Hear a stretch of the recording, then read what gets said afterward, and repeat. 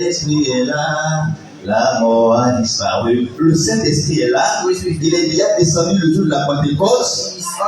Et nous sommes en train de célébrer l'événement. Nous sommes en train de refaire la Pentecôte.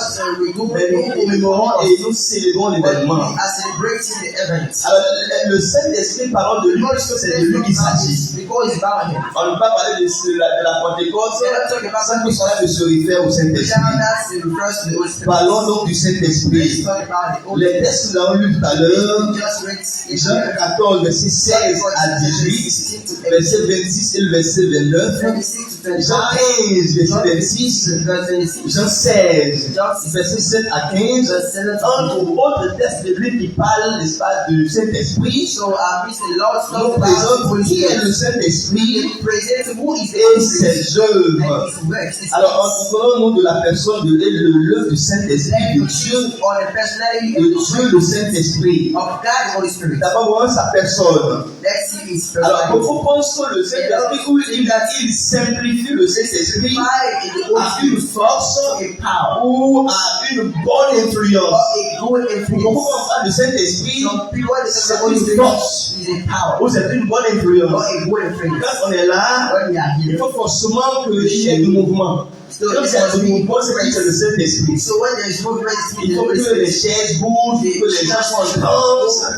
C'est à ça que les gens ouvrent le Saint-Esprit. Mais si nous définissons le Saint-Esprit comme étant une force ou comme étant une bonne influence, cela revient, n'est-ce pas, à chosifier le Saint-Esprit, à réduire le Saint-Esprit, son sens à une chose, à un élément. Et on traite le mot esprit. Pneuma.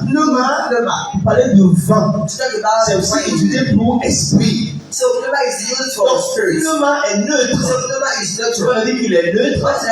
Il est ni du genre masculin, ni du genre féminin. Et c'est pour cela que quand on va le désigner à l'époque du Saint-Esprit, Esprit de Jésus, etc., on utilise le pronom personnel il pour le désigner. Alors, le Saint-Esprit est une personne. Le Saint-Esprit est une personne.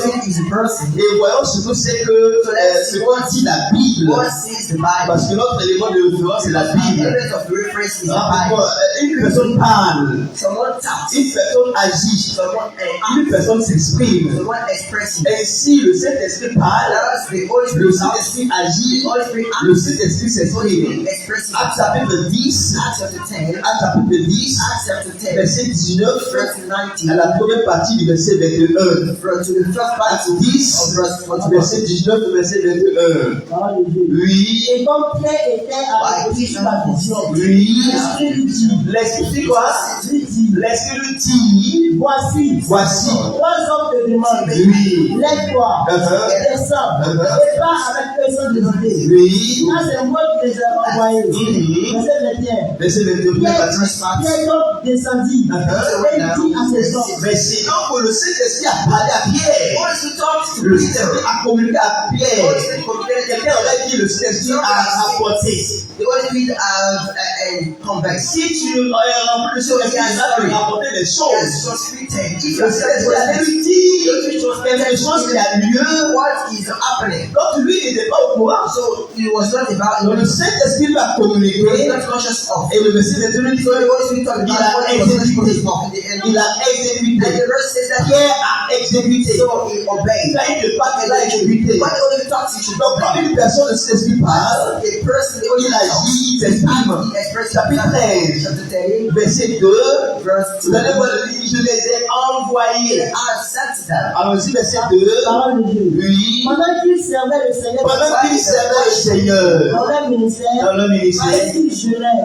Le Saint-Esprit dit, donc nécessairement par l'entronyme d'un prophète. Le Saint-Esprit a parlé à un prophète et le prophète a parlé. The prophet On va venir parler ça que le Saint-Esprit te parle. Parce que le Saint-Esprit lui a dit, lui à son tour il a dit. Oui, le verset 2. Mettez-moi à part Mettez-moi à part Barnabas, lui, pour l'œuvre à laquelle je les ai pour l'œuvre à laquelle j'ai appelé. Alors il a envoyé.